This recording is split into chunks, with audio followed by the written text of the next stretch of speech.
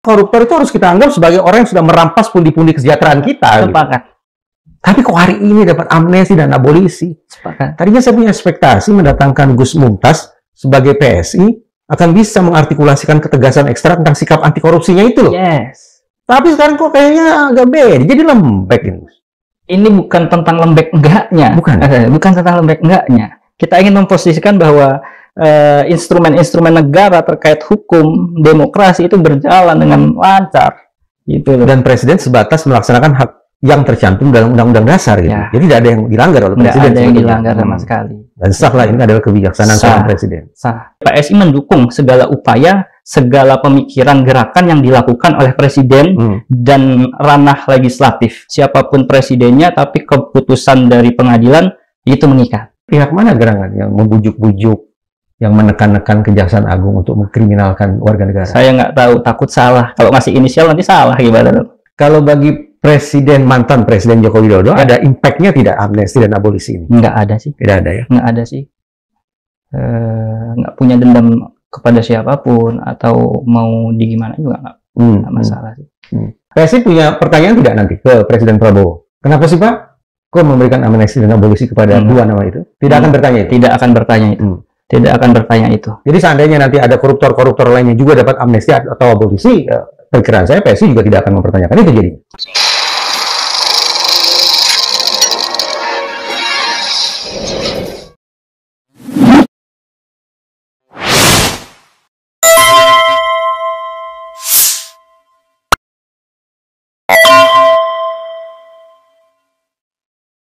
Gus Hasto Kristianto, Sekjen PDIP, berulang kali mengatakan kalimat-kalimat pedas yang terarah kepada Joko Widodo. Disebutlah ini kurang lebih sebagai ikonnya ambisi kekuasaan. Sampai-sampai juga kami dalam pengertian partai berarti juga harus minta maaf kepada rakyat Indonesia karena kadung menyodorkan Jokowi sebagai pemimpin nasional, sebagai presiden. Orang yang kata-katanya pedas itu sekarang sudah dapat amnesti. Apa pandangan Gus Mumtaz? Sebenarnya perkara yang wajar-wajar saja Bang ya. Karena namanya emang ada instrumen di kepemerintahan kita, bagi terkait dengan abolisi, amnesti, bahkan di beberapa perkataan Jokowi ya seandainya bersalah, serahkan kepada hukum, putusan pengadilan yang mengikat, dijunjung setinggi-tingginya gitu. Kalau masalah dendam kayaknya Jokowi nggak pernah punya dendam kepada siapapun. Jadi seorang Hasto ketika dia dapat amnesti dari presiden memang sudah sewajarnya dapat amnesti? Iya, bisa jadi ya, bisa jadi, tapi kita akan ngobrol lebih panjang lagi mungkin nanti kalau bicara tentang itu. Kan sederhana, apakah Hasto layak atau tidak layak untuk dapat amnesti? Ini bukan perkara layak atau tidak layak, karena ada proses sistem yang harusnya dijunjung tinggi oleh negara, lalu kemudian juga instrumen negara itu memiliki restoratif justice seperti abolisi dan amnesti, lalu kemudian juga kapasitas presiden untuk membuat kepres terkait hal tersebut juga ada. Jadi ya itu sudah menjadi hak prerogatif presiden. Tapi unik ketika Gus tadi memulai kalimat barusan dengan kata seharusnya. Yes. Jadi saya bayangkan ada sesuatu yang tidak ideal paling tidak dalam pemikiran seorang Gus Mumtaz. Yes. Assalamualaikum warahmatullahi wabarakatuh. Sobat Madilog, saya mau terus terang ya. Dalam perbincangan kali ini saya membawa suasana hati dengan kebingungan. Saya haruskah terus-menerus mencoba meyakinkan diri saya bahwa hukum adalah panglima? Atau justru sekarang saya harus bergeser, menganggap bahwa politiklah yang sesungguhnya merupakan panglima. Kebingungan, kegamangan, ketidakmenentuan dalam pikiran saya ini, apa boleh buat terpantik oleh adanya amnesti bagi Hasto dan abolisi bagi Tom Lembong. Nah sekarang saya berharap bisa mendapatkan pencerahan, kita semua juga bisa mendapatkan kepastian di mana kita harus berdiri, sekali lagi hukumkah atau justru politik merupakan panglima, dengan teman berbincang saya yaitu MK Farah Mumtaz, SPSI MPP. Yes. Sapa akrabnya itu Gus Mumtaz, Wakil Ketua Partai Solidaritas Indonesia DKI Jakarta. Oke. Gus, kembali ke tadi Gus, tolonglah bantu saya ini. Ya. Seharusnya ya, tadi ada kata seharusnya. Ya. Berarti normatif Gus sudah sebutkan tadi. Ya. Tapi realitasnya bagaimana sebetulnya? Ini mudah-mudahan sih bukan karena apa ya, secara kondisional dan situasional, karena PSI identik dengan Jokowi, lalu kemudian Jokowi secara situasional punya apa sih namanya dialektika sekarang dengan Hasto, kemudian dengan Tom Lembong. Mudah-mudahan sih nggak terkait dengan itu, makanya kita diundang buat mendiskusikan hal ini gitu. Tapi seandainya seandainya memang iya, mungkin ya penjelasan ini yang Anda semua tunggu gitu loh. Politik balas dendam mungkin ya.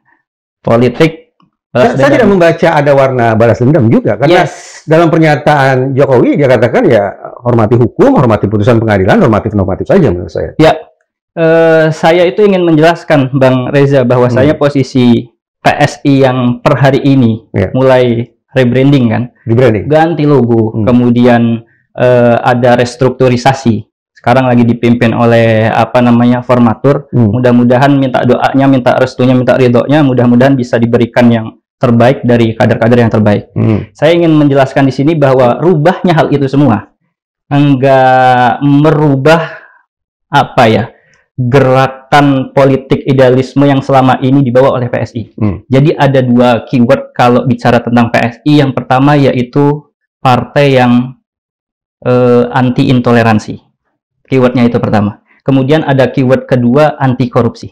Anti korupsi. Sebenarnya pingin banyak keyword yang ingin dibawa, cuman kita cukup tahu kapasitas kompleks ini nggak bisa kita bawa semua. Contohnya kalau kita bicara tentang keadilan ya sudah dibawa oleh forum keadilan. Mari kita coba bingkai agar kita berfokus bicara tentang bolehlah sikap PSI. Salah satu pondasinya adalah anti korupsi. Anti korupsi. Oke, lantas apa ini terkait dengan abolisi terhadap Tom Lembong dan amnesti terhadap Hasto? Yang pertama yang ingin kita bahas bahwa kita mau sama-sama mengajak seluruh bangsa kalau bicara tentang korupsi, musuhi pasti tentang korupsinya, terlepas dari kepentingan politik atau dinamika yang memang mungkin terjadi gitu ya. Kemudian di balik peristiwa-peristiwa korupsi ini secara langsung otomatis ada dialektika hukum, pengadilan, kemudian ada proses pembuktian gitu kan. Apakah akan sesuai apa enggak? Oke lah, itu proses dialektika politik. Tapi ini hal yang harus dilalui oleh kita semua. Gitu kan. Sehingga sama-sama sistem ini mulai terbentuk, lalu dihargai, kemudian menghasilkan satu produk hukum yang sama-sama ditaati oleh kita. Entah siapapun pemimpinnya, siapapun presidennya, tapi keputusan dari pengadilan itu mengikat. Putusan pengadilan itu mengikat. Itu mengikat. Sampai kemudian tanda petik akhirnya Presiden Prabowo cawe-cawe dengan amnesti dan abolisinya. Yes. Sampai kemudian Presiden Prabowo, saya kira dalam hal ini negara kita sedang memfungsikan checks and balance, trias politika antara yudikatif, eksekutif, legislatif gitu kan. Artinya nggak semua bisa dikontrol oleh eksekutif saja, lalu kemudian tidak bisa diimbangi di checks and balance, semuanya dianggap benar oleh eksekutif, semuanya akan dilakukan. Masing-masing peran ini sedang menjalankan fungsinya di sini. Terbukti ketika ada proses pengadilan, lalu ternyata bisa di-balancing oleh legislatif, dalam hal ini mungkin Komisi 3 ya. Saya kira sudah ada perbincangan yang cukup matang di sana, dan pasti ada pertimbangan-pertimbangan yang ingin disampaikan terhadap negara ini. Lalu kemudian restu itu ditangkap oleh Presiden. Saya lihat sudah rilis kepresnya, ditandatangani oleh Presiden, abolisi terhadap Tom Lembong. Justru itu yang kita apresiasi. Dalam arti gini, untuk Tom Lembong kita apresiasi. Untuk keputusan Presidennya kita apresiasi. Dalam arti seperti ini, keputusan pengadilan yang kemarin sudah mengikat, artinya sudah dilaksanakan. Kemudian terkait dengan pertimbangan-pertimbangan lain, lalu ada amnesti atau abolisi, itu hak prerogatif Presiden yang saya yakin sudah melalui beberapa pertimbangan. Bahkan dalam hal ini, ya PSI mendukung segala upaya, segala pemikiran gerakan yang dilakukan oleh Presiden dan ranah legislatif. Karena saya yakin seburuk-buruknya keputusan kebijakan, asal dilandaskan dengan demokrasi, asas musyawarah ini, itu akan menghasilkan paling tidak hal yang terbaik. Keputusan abolisi dari Presiden kepada Tom Lembong kita apresiasi, saya garis bawahi ya, tadi Gus mengatakan itu. Tetapi keputusan Presiden terkait dengan amnesti terhadap Hasto, akankah kita sikapi serupa atau berbeda? Serupa. Jadi juga apresiasi untuk juga apresiasi atas apa yang sudah dilakukan Pak Presiden. Kalau misalnya kita berandai-andai, seluruh koruptor atau sebagian besar koruptor ternyata mendapatkan abolisi atau juga mendapatkan amnesti, berarti saya bayangkan Gus juga akan mengapresiasi itu. Justru itu, kita tadi saya tekankan di awal, kita mengajak sama-sama memusuhi korupsinya. Itu yang membuat saya juga bingung. Iya kan? Dikatakan di satu sisi kita jangan tegas sampai anti korupsi. Jangan sampai ini menjadi jurisprudensi gitu ya. Di kemudian hari, wah koruptor bisa termaafkan, gitu kan? Mari kita sama-sama memusuhi korupsinya gitu loh. Karena siapapun bisa terjadi dan bisa tertangkap atas apa yang dilakukan gitu. Bahkan walaupun tidak terlibat, tapi di dalam deliknya ada satu kejadian yang memang bisa menjerumuskannya gitu ya ke dalam kasus pidana, ya apa boleh buat gitu. Menurut Gus, ini merupakan cerminan betapa tegasnya seorang Prabowo dalam melakukan pemberantasan korupsi atau bagaimana jadinya? Yes, Ini ketegasan dan kebijaksanaan Prabowo. Karena bicara amnesti dan abolisi ini kan upaya pengembalian status hukum ya, restoratif justice gitu ya, keadilan. Saya kira hal ini juga dilakukan oleh contoh ya. Ini identik dengan Nabi Muhammad katakan. Ketika pembukaan Fathu Mekah itu, Nabi Muhammad sebagai sosok presiden yang baru membuka kota Mekah, itu langsung memberikan amnesti kebijaksanaannya terhadap orang-orang yang beda politik dan beda pandangan pada waktu itu. Bahkan mereka yang membunuh Hamzah, mereka yang memakan hatinya Hamzah, itu termaafkan oleh Rasulullah. Dan saya kira bicara tentang restoratif justice, apalagi kita mendengar alasannya adalah karena sudah masuk ke bulan Agustus, yang dianggap sebagai bulan pemersatu, bulan keramat bagi bangsa Indonesia. Bulan keramat bagi bangsa Indonesia, supaya semua lagi bersatu nih, upaya rekonsiliasi politik itulah ya. Gus, kosakata restorasi, kemudian rekonsiliasi, lantas bersatu kembali. Berarti kan kalau saya balik seolah-olah Indonesia hari ini dalam kondisi terpecah belah ya, Gus? Terpecah belah boleh jadi ya, menurut pandangan apa hubungannya bahwa situasi terpecah belah itu coba untuk ditata ulang dengan memberikan amnesti dan abolisi kepada terdakwa korupsi? Bagaimana pemahamannya? Pasti apa ya? Begini Gus, saya lanjut dikit Gus. Oke, lanjut dikit dulu. Sejak zaman Bung Karno sampai zaman Joko Widodo sebagai presiden, itu sudah ada amnesti. Tapi diberikan kepada siapa? Hampir semuanya diberikan kepada pelaku makar, pemberontakan, napol. Masuk tuh di akal saya Gus. Kalau kemudian kita katakan oke, ini rekonsiliasi, beda-beda politik kita saatnya untuk tidak menggunakan pidana, tapi rekonsiliasi, rekonstruksi, restorasi, bersatu kembali. Tapi maaf nih Gus, suka tidak suka, putusan hakimnya adalah Tom Lembong dan Hasto adalah terdakwa korupsi. Kenapa kemudian memberikan amnesti dan abolisi kepada mereka? Saya dianggap sebagai resep untuk merestorasi bangsa kita. Saya tanya lagi nih ke jenengan ya. Saya tanya balik, sudah dihukum belum? Sudah keluar keputusan hakimnya? Putusan hakim sudah. Sudah dihukum belum? Ya, memang belum dihukum. Tapi begini Gus, yang kita hormati adalah hakim sudah mengatakan bahwa mereka bersalah, mereka hukuman sekian tahun. Oke, kemudian kan proses hukum itu sudah berjalan kan? Iya kan, pasca putusan itu. Artinya sistem ini jalan loh. Sistem hukum itu jalan. Sistem hukum jalan loh. Dan yang korupsi ya ditindak gitu loh. Toh nanti ada upaya-upaya, anggap saja sudah tobat gitu loh. Anggap saja karena ada proses tobat gitu kan. Kita menghargai pemikiran yang dianut ya. Karena kalau kita tidak menggunakan asas praduga tak bersalah dalam hal ini ya, artinya ada potensi untuk tobat gitu ya. Saya sangat menyesalkan kalau memang tidak tobat gitu ya, atau tidak ada pemikiran akan hal itu lalu diberikan amnesti atau abolisi gitu. Pastikan ada catatan dan pertimbangan, nggak semata-mata ini demi apa persatuan, lalu kemudian korupsi termaafkan gitu. Gitu loh. Saya kira nggak ke situ. Jadi memberikan amnesti dan abolisi kepada terdakwa korupsi itu akan membuat negara kita hidupnya jadi lebih baik. No, bukan begitu. Bukan begitu. Saya kira ada pertimbangan lain yang dipikirkan. Presiden Prabowo pernah mengatakan begini, Gus. Kita akan maafkan, tapi kembalikan dulu nih uang negara yang sudah dikorup. Tom Lembong dihukum penjara sekian tahun, denda sekian rupiah dan seterusnya. Belum ada pengembalian uang. Tapi kenapa sudah dimaafkan lewat amnesti dan abolisi? Nah, itu tentu di luar kapasitas saya untuk menjawab hal tersebut. Gitu loh. Yang pasti kita sama-sama menduga aja nih. Saya juga nyoba nyari alasan Pak Prabowo secara resmi dan secara langsung. Cuman yang bicara adalah jubir yang dapat diinterpretasikan banyak orang gitu. Iya kan? Lagi misalnya, Prabowo suatu ketika juga katakan 50 tahun ya minimal bagi koruptor. Nah ini amnesti abolisi. Kalau mau betul-betul menunjukkan ketegasan, karena Gus tadi sepakat ini merupakan cerminan ketegasan. Bukankah ketegasan itu harus ditampilkan dengan cara hukum lebih berat lagi? Bukan 4,5 tahun, bukan 3,5 tahun. Bukankah seharusnya begitu? Seharusnya seperti itu. Kalau mau tegas. Tapi kalau mau bijaksana, semuanya bisa dilakukan. Hukumannya sudah dilakukan, gitu kan. Lalu di kemudian hari ada pertimbangan-pertimbangan lainnya, tetap bisa dilakukan juga. Gitu loh. Tom Lembong, Hasto divonis bersalah. Hukuman sekian tahun. Bukankah orang yang bersalah harus direparasi dulu, Gus? Dicuci dulu, Ya. direhabilitasi dulu, Yes. direprogram dulu, Yes. baru kemudian dikembalikan ke masyarakat. Ya, Ini nalar awam nih. Kita Nalar sama-sama awam. bukan sarjana hukum. Ya.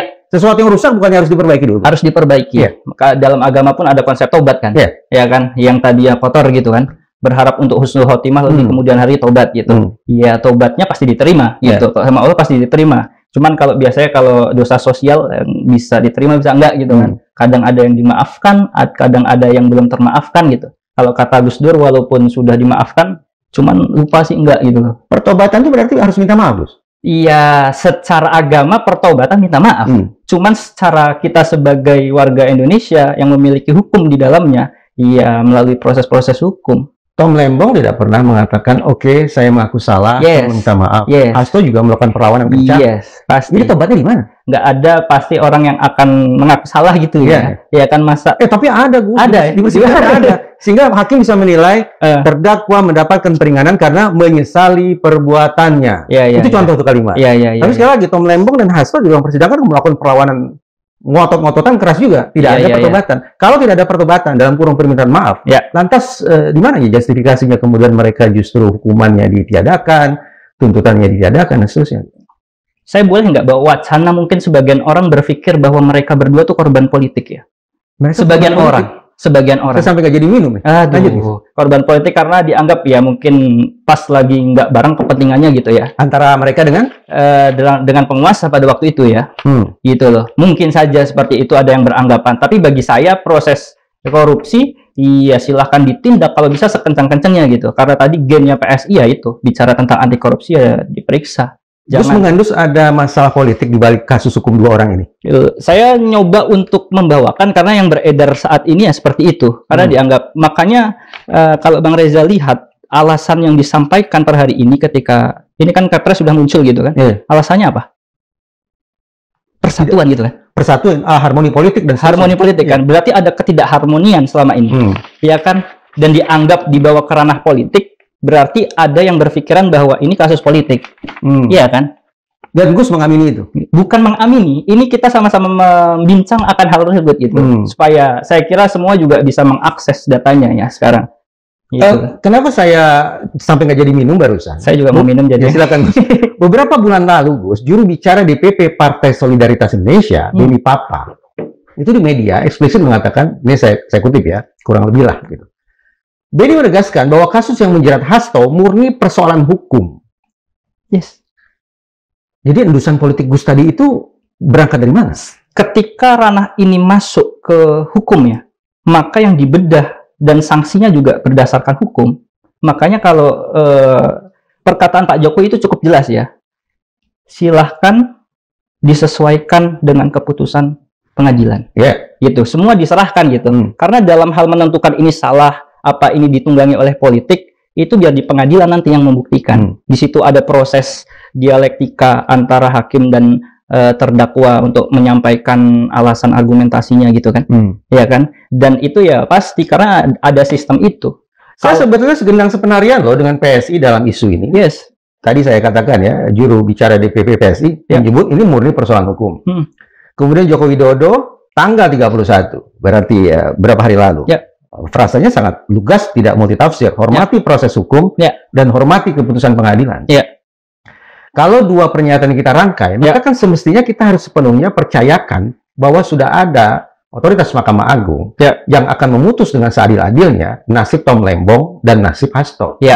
Tapi tiba-tiba datang Prabowo Subianto. Tidakkah harus kemudian kita anggap itu sebagai mengganggu, tidak menghormati proses hukum, tidak menghormati keputusan pengadilan, dan seolah membenarkan bahwa ini memang ada warna politik? Sebelum nyampe ke Prabowo, itu kan ada dialektika di antara legislatif gitu ya, dipimpin oleh Komisi 3 gitu kan. Saya yakin di sana juga beraneka ragam orang, partai, dan kepentingan gitulah. Namanya keputusan bisa mungkin ada yang menolak dan atau ada yang mendukung gitu kan. Pasti terjadi hal yang demikian atau gitu. Mungkin ada yang abstain. Atau mungkin ada yang abstain, ya kan? Karena sudah diputuskan gitu kan. Ini kan juga salah satu instrumen negara gitu kan. Legislatif punya hak kewenangannya sendiri gitu kan. Untuk menginterupsi, mengasih masukan terkait hal ini gitu kan. Yang nantinya disodorkan ke presiden gitu kan. Ya paling tidak ada proses demokrasi lah di situ. Gitu loh. Dan itu di luar kapasitas saya, di luar kapasitas partai PSI karena tidak masuk ke Senayan gitu ya. Iya, sama-sama kita hargai proses itu gitu loh. Jangan sampai karena sudah diputuskan lalu saling salah menyalahkan, terus antras kepada pemerintah, pada negara gitu, ada gerakan-gerakan yang di luar kapasitas yang tidak harusnya terjadi gitu. Jangan sampai gitu loh. Iya kan? Namanya, makanya saya bilang di awal mungkin ini bisa menjadi satu pembelajaran karena extraordinary, kejadian yang tidak biasa lah. Ini saling checks and balance antara legislatif, kemudian yudikatif, presiden. Berarti ini bisa. Nggak semuanya, kalau kata orang zaman sekarang kan no viral, no justice gitu ya. Bisa jadi yang viral itu adalah keadilan gitu yang dimaksud. Ternyata nggak semua yang viral itu merupakan keadilan. Ternyata bisa di checks and balance satu dengan yang lainnya untuk memastikan ini benar apa enggak sih gitu. Ini boleh apa enggak sih gitu kan. Gitu. Sebagai partai yang tegas mengatakan dirinya anti korupsi dan korupsi harus menjadi musuh kita bersama, kira-kira PSI akan memberikan koreksi tidak terhadap keputusan yang sudah diambil oleh kita Presiden Prabowo? Bahkan sangat sampai sekarang masih konsisten mendukung RUU perampasan aset ya. Iya kan? Bagus kan itu? Bagus. Gitu loh. Tapi di luar kewenangan itu semua, ya menyuarakan pasti. Menyuarakan pasti, apalagi war, perang terhadap korupsi ya. Kita ajak bareng-bareng gitu loh. Di luar itu, di luar kapasitas kita. PSI punya pertanyaan tidak nanti ke Presiden Prabowo? Kenapa sih Pak? Kok memberikan amnesti dan abolisi kepada dua nama itu? Tidak akan bertanya itu? Tidak akan bertanya itu.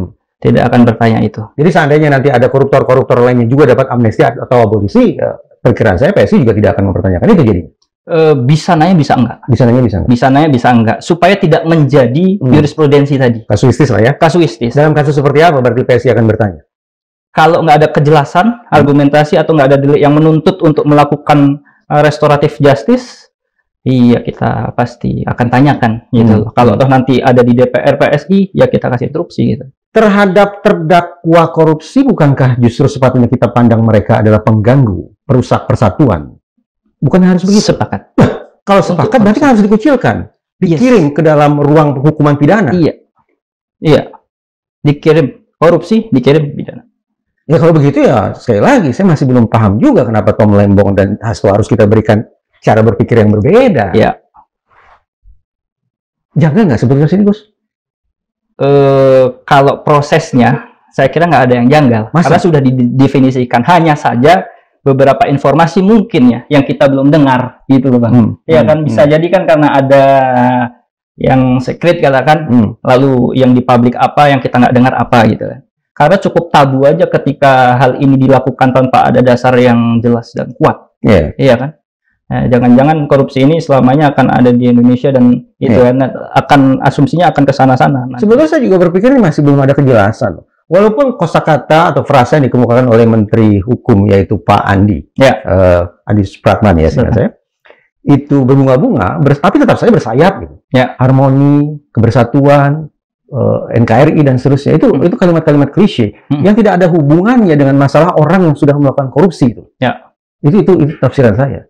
Karena itu sebenarnya saya ingin titip nih, mumpung ketemu Gus Mumtaz dan mumpung PSI belum masuk parlemen, kenapa tidak mengambil posisi yang coba kritis, evaluasi tentang keputusan terkait amnesti dan abolisi? Kenapa tidak bawa posisi itu aja? Akan mengambil posisi itu? Tentu kalau secara keorganisasian gitu ya, akan dirumuskan kalau untuk mengambil kebijakan kan yang demikian. Tua, Gus. Iya, cuman kan ada lagi petingginya gitu. Bicara tentang ini kan beririsan dengan partai lain gitu kan, dan perihalnya nggak cuma sebatas terkait masalah Tom Lembong dan Sekjen aja, Pak Hasto, terkait dengan komunikasi politik lainnya juga pasti akan berhubungan gitu. Jadi tolong saya dikoreksi supaya saya tidak bertafsir dan juga Sobat Madilog juga punya pemahaman yang clear tentang sikap PSI, bahwa pemberian amnesti kepada Hasto dan abolisi kepada Tom Lembong itu harus kita pahami sebagai bentuk ketegasan Presiden Prabowo dalam memberantas korupsi di Indonesia. Kebijaksanaan. Diskusi selesai kalau kemudian kita anggap itu sebagai sebuah kebijaksanaan Presiden. Kebijaksanaan Presiden. Kalau bicara tentang islah rekonsiliasi restoratif justice. Antara siapa dengan siapa rekonsiliasinya? Pokoknya proses restoratif justice, maka nggak ada yang melebihi Pak Prabowo dan Pak Jokowi. Di masa Pak Jokowi juga musuhnya pun dirangkul, iya kan? di masa Pak Prabowo ini juga yang bisa kita ambil mungkin ya musuhnya pun dirangkul, atau yang tidak ataupun yang tidak yang beda pandangan politik dirangkul. Itu yang dilakukan Nabi, Pak. Memang Hasto dan Tom Lembong musuhnya Prabowo? Iya, musuh secara politik kemarin. Karena beda pilihan kan. Oh, beda kubu. Beda kubu waktu gitu pilpres. Kan. Waktu pilpres. Kan punya jago masing-masing gitu kan. Cuma beda gerakan politik aja pada waktu itu. Beda pilihan. Kalau tadi Gus sempat mengendus ya. Samar-samar jangan-jangannya ada magnet politik tertentu yang membuat seorang Tom Lembong dan Hasto Ardi tidak bisa keluar dari pidana. Ya, orang mungkin menyebutnya sebagai kriminalisasi dan seterusnya. Kira-kira apa sih, Gus? Politik apa sih yang mewarnai kasus hukum mereka? Ya, kalau ini sih Bang Reza kayak lebih tahu ya. Saya bukan sarjana politik dan bukan sarjana hukum. Iya. Berbeda, Gus kan orang politik. Kita sama-sama sarjana PSI sebenarnya. Sarjana psikologi. Psikologi gitu. Ada pandangan masing-masing mungkin ya. Sulit untuk dibedah sih, Bang. Karena kalau dari sudut pandang PSI sendiri ya hanya karena beda tidak sejalan gitu. Barangkali di pemilihan ini tidak sejalan ya kita harus berpisah. Bisa jadi di kemudian hari kita sejalan ya kita bergandengan tangan lagi. Aryo Bimo, juru bicara DPP PSI pada kesempatan lain, tapi sekitar 2 tahun lalu, tahun 2023, menyatakan sangat tegas dan lagi-lagi saya respect luar biasa ini. Hukuman seumur hidup pantas diberikan kepada mereka yang terlibat. Maksudnya terlibat korupsi. Untuk memperlihatkan bahwa negara yang ini tidak main-main dalam pemberantasan korupsi. Ini akan terus menjadi posisi berdiri PSI ya. Mungkin tidak nanti dieksplisitkan oleh PSI terkait dengan Tom Lembong dan Hasto lagi-lagi. Orang bisa menafsirkannya sendiri lah kalau untuk itu. Ya kan? Kalau tafsiran saya berarti amnesti dan abolisi tidak satu semangat ini dengan PSI. Ya, tafsiran Bang Reza. Berarti Presiden lembek. Tafsiran Bang Reza. Tapi harus kita dukung karena kita anggap itu sebagai kebijaksanaan. Jadi begini Bang, saya kasih analogi ya. Kita coba analogi. Ada seorang wanita, ya kan, mencuri. Konsekuensinya apa? Hukum, ya kan. Ternyata yang dicuri adalah 2 buah mangga. Konsekuensinya? Kembalikan 2 buah mangga. Konsekuensinya kan tetap hukum ya. Karena dia mencuri 2 buah mangga. Ternyata dia ambil 2 buah mangga itu dari anaknya, dari tanah anaknya, anak kandung dia sendiri. Maka konsekuensinya? Itu tidak bisa dianggap pencurian dong. Harus ada pemaafan dong. Pemaafan? Iya, pemaafan. Berarti ingin memaafkan pencurian? Iya.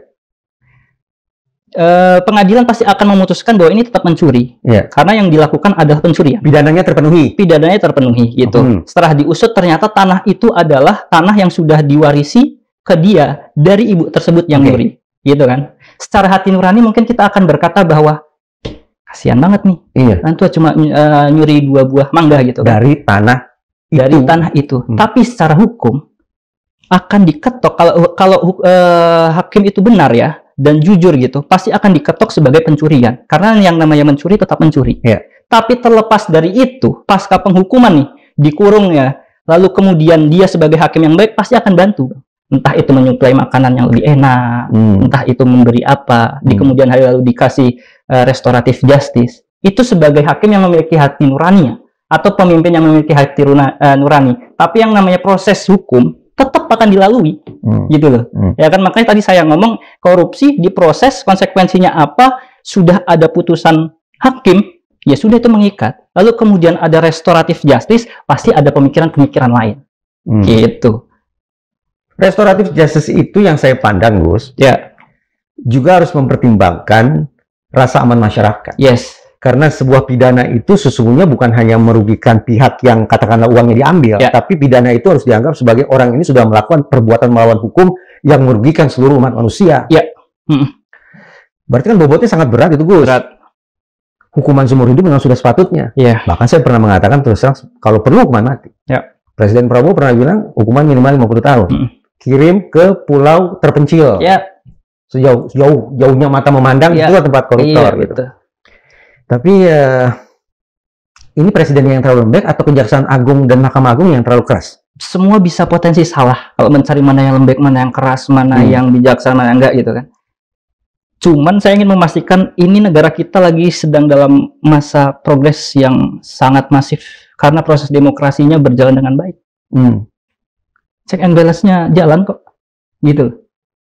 Ya kan, kalau dulu cuma eksekutif aja yang boleh menentukan, ya kan? Atau legislatif ya yang bisa berbuat semena-mena. Tapi zaman sekarang nggak bisa. Itu bahkan kita sebagai publik bisa turut menentukan.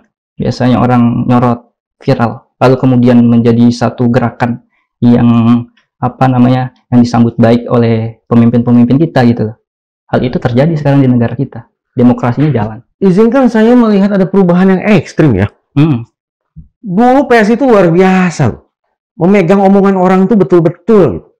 Sampai PSI loh yang pernah memberikan penghargaan kepada Prabowo. Yes. Pembohong terbaik gitu kan gitu. Tapi sekarang kok kritisannya kayaknya hilang nih Gus. Paling tidak apa yang Gus Mumtaz sampaikan di ruang diskusi Madilog ini jadi serba memaklumi, serba membenarkan apa yang sudah menjadi keputusan Presiden Prabowo. Itu yang saya bilang. Dialektika politik itu kan luas, Pak Reza. Dialektika luas. Dalam hal kesalahan, manusia nggak lepas dari kesalahan. Tapi ada fungsi itu, ada upaya tobat juga. Kalau sudah tobat ya sudah. Kalau mau tobat, saya bayangkan kalau saya dikoreksi, karena saya juga tidak begitu baik pemahaman ilmu agamanya. Kalau memang ingin memberikan pemaafan, pengampunan, bukankah semestinya orang yang bersalah itu harus minta maaf terlebih dahulu? Lalu dicuci dulu, artinya menjalani masa hukuman dulu. Baru kemudian nanti mengajukan permintaan maaf. Kalau itu namanya gerasi.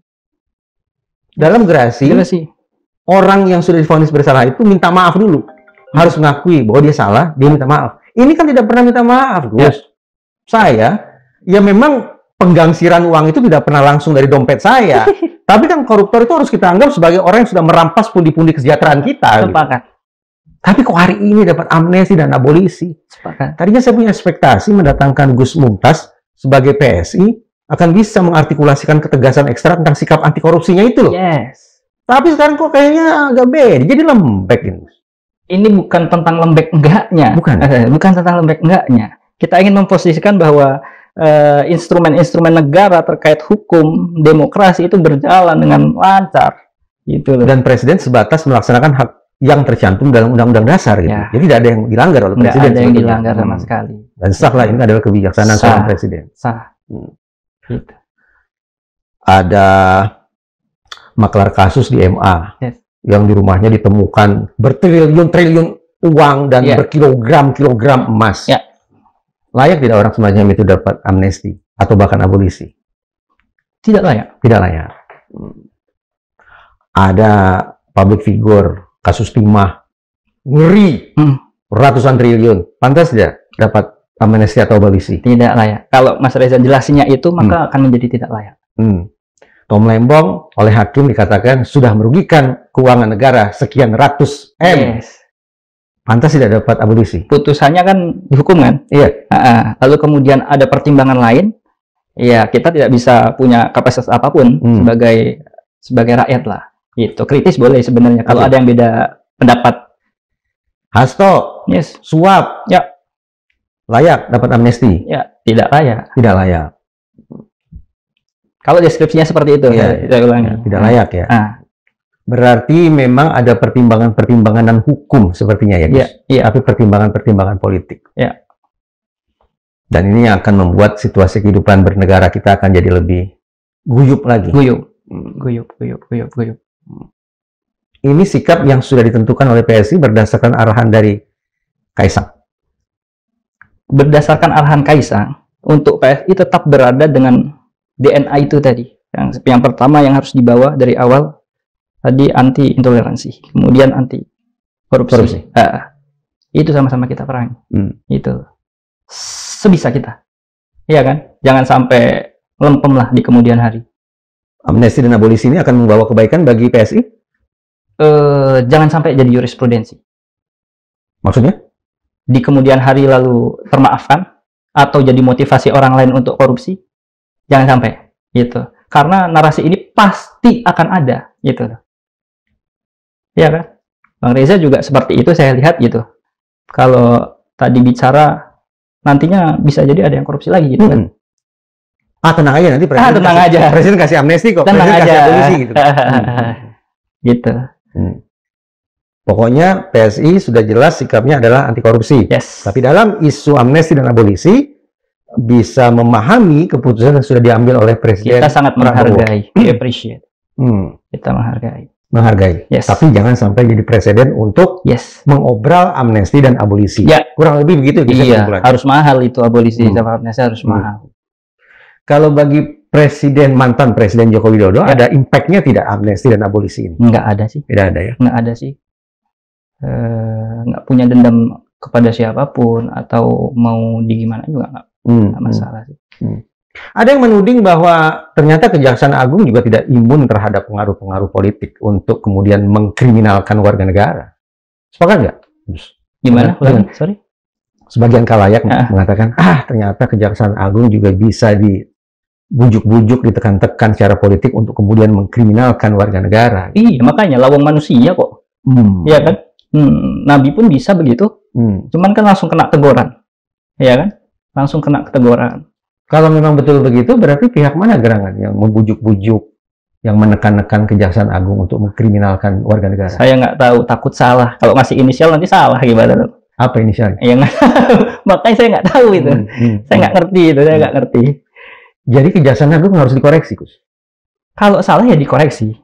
Gitu. Nggak selamanya akan benar. Bahwa Kejaksaan Agung sudah membawa Tom Lembong dan Hasto ke ranah pidana, tipikor, itu harus dikoreksi. Secara umum, kalau salah ya dikoreksi. Kalau salah ya, kalau salah dikoreksi. Ada kode etik gitu kan. Bahkan semua lembaga negara sekarang instrumennya sudah lengkap. Saya tidak ingin pukul rata, tapi spesifik dalam kasus Tom Lembong dan Hasto, mereka harus dikoreksi tidak? Kejaksaan harus dikoreksi tidak? Kalau itu memang dibutuhkan ya silahkan gitu. Tapi tetap dengan prosedur yang sudah ada dalam ketentuan negara. Gitu loh. Jangan sampai tahu-tahu makar gitu kan, itu yang kita takutkan. Halnya sepele gitu kan, tapi makar. Hingga beberapa segi kan amnesti dan abolisi ini menganulir putusan dari hakim kan, putusan Mahkamah Agung, putusan Wakil Tuhan. Bisakah kalau kemudian saya katakan demikian pula bahwa Mahkamah Agung pun harus dikoreksi? Ya. Dalam dua kasus ini Mahkamah Agung harus dikoreksi. Bukannya harus dikoreksi, malah sudah terkoreksi mungkin ya, karena kan sudah dianulir kan, sudah terkoreksi gitu. Dan ini proses dialektika demokrasi. Kalau begitu, semestinya Tom Lembong dan Hasto memang tidak pernah dibawa ke ranah hukum ya, Gus? Kalau ada yang melaporkan, harus diproses. Korupsi bukan delik laporan, bukan delik aduan. Iya, kalau ada temuan, proses. Gitu loh. Dan temuan yang membuat Tom Lembong serta Hasto masuk ruang sidang tipikor itu adalah temuan yang real, objektif adanya. Iya, pastilah. Bahwa mereka melakukan penyalahgunaan. Pasti, karena ada beberapa syarat yang harus terpenuhi kan, untuk penindakan kasus korupsi gitu. Kalau enggak ya ceroboh, bahkan ngaco berarti ini. Itu pasti ada. Walaupun salah gitu, katakan salah atau apa ya, itu beda hal. Tapi proses itu harus dilalui. Jadi sebetulnya sampai pada putusan itu sudah pas ya? Putusan hakim terhadap Tom Lembong dan Hasto sudah pas menurut Gus Mumtaz? Pasti sesuai dengan ketentuan. Ya. Pembuktian sudah meyakinkan bahwa mereka harus divonis bersalah. Iya, apalagi sudah itu juga tersorot live kan, segala macam. Lalu datanglah anulir dari Presiden Prabowo lihat amnesti dan abolisi, yang dampaknya adalah harus kita pahami sebagai apa, Gus? Ya, datangnya pertama ke ini dulu kan. Ke legislatif dulu. Iya, sudah berembuk dulu lah. Kita pendapat dulu. Berembuk dulu, nggak semata-mata lalu presiden memutuskan, gitu lah. Kalau langsung mutusin kayaknya kok baru rada lancu gitu, alurnya nggak sesuai. Memang Presiden Prabowo ini ternyata pemaaf juga, Gus ya? Ya. Walaupun mungkin ada luka, ada sakit hati, tapi pada dasarnya ternyata seorang pemaaf. Nggak tahu lupa apa nggak, gitu. Kalau Gus Dur kan pemaaf, tapi ya lupa nggak, gitu kan. Masih tetap ingat gitu loh. Gitu. To forgive, but not to forget. Iya. Itu kata Gus Dur. Iya. Kalau Prabowo? Kalau Prabowo, kira-kira? Prabowo nih, sepertinya beliau pemaaf. Pemaaf. Lupa? Pemaaf, lupa kayak enggak sih juga ya. Karena cukup cerdas untuk mengingat segala hal Prabowo. Bahkan ketika satu kondisi, beliau nyebutin nama-nama pejabat luar negeri itu presisi kok. Ya kan? Nah, kalau lupa berarti ada indikasi kebodohan kan, karena mudah melupakan gitu ya. Faktor usia kan bisa saja. Ya, faktor usia bisa saja. Gus, PSI menilai kualitas penegakan hukum, spesifik pemberantasan korupsi oleh pemerintahan Presiden Prabowo ini seperti apa? Pemberantasan korupsi ya? Spesifik di situ lah. Spesifik di situ. Bagus. Sudah sesuai dengan semangat anti korupsi Iya. PSI. Iya, cukup kencang kok larinya. Di beberapa kasus penemuan kan besar-besar nih, di periode Pak Prabowo ya. Itu terlepas nanti ada yang menggiring opini, wah itu requestan, wah ini apa gitu. Terlepas dari itu semua, Agus. Dalam konteks pemberantasan korupsi, paling tidak ada 3 lembaga penegakan hukum nih Gus. Setahu saya Gus. Ada Polri, ada Kejaksaan Agung, dan juga ada KPK. Kita cek satu persatu Gus, boleh Gus ya? Boleh. Penilaian PSI terhadap KPK bagaimana Gus? KPK oke. Oke. Oke. Kenapa bisa sampai pada sebuah penilaian KPK oke? Masih tetap berjalan kan sekarang. Tapi kinerjanya udah sekian bulan. Iya, kalau ada yang turun gitu kinerjanya, nggak berarti jelek. Pasti ada institusi lain yang naik. Oke. Iya kan? Pasti itu gitu. Karena yang namanya persaingan kan sengaja dibuat supaya saling bersaing gitu. Ya kan? Kalau bisa bagus-bagus semua ya syukur. Kalau Kejaksaan Agung? Kejaksaan Agung oke sih. Oke ya. Buktinya kemarin juga terproses dengan baik kasus jaksa. Pengungkapannya spektakuler semua. Spektakuler. Kalau Polri? Polri juga ya. Apa kerja Polri dalam pemberantasan korupsi? Iya, pasti. Saya minta bukti sebetulnya. Bukan sedang nyindir, sama sekali tidak. Saya mencintai Korps Tribrata. Iya. Apa kinerja Polri di mata Gus Mumtaz dalam pemberantasan korupsi? Pasti dalam pemberantasan korupsi kan, dia kan punya jejaring juga kan di bawah. Artinya dalam satu kasus itu nggak serta-merta satu institusi bekerja sendiri, gitu kan? Bisa jadi ada kolaborasi di situ, ya kan? Masa apresiasi cuma untuk satu lembaga aja, gitu kan? Pasti akan, makanya saling berlomba-lomba kalau bisa bareng kolaborasi gitu. Walaupun kadang terjadi di lapangan ya, namanya beda institusi, pasti punya kepentingan masing-masing gitu, nggak bisa dipungkiri gitu kan? Di kabinet, ya. Ada sekian banyak menteri, ada sekian banyak wakil menteri. Ada tidak cikal bakal koruptornya? Siapa kira-kira yang bakal masuk jeruji duluan ini? Wah, ada tidak kira-kira? I have no idea sih. I have no idea. Kita lihat nanti mungkin ya, karena masih ada waktu, time lah untuk membuktikan, biar kita bisa sama-sama menilai mana yang potensi, mana yang enggak gitu. Masa mau suuzon pada orang kan? Duet Prabowo Gibran optimis akan bisa melakukan pemberantasan korupsi? Yes, optimis. Starting udah baik gitu. Mudah-mudahan nanti sampai akhir baik. Di akhir nanti apa yang Gus Mumtaz bayangkan terkait pemberantasan korupsi di Indonesia oleh duet Prabowo Gibran? RUU perampasan aset. RUU perampasan aset. Ya. Itulah target politik PSI, yaitu meloloskan RUU perampasan aset. MK Farah Mumtaz, Wakil Ketua PSI DKI, terima kasih sudah datang ke ruang diskusi Madilog. Siap. Terima kasih.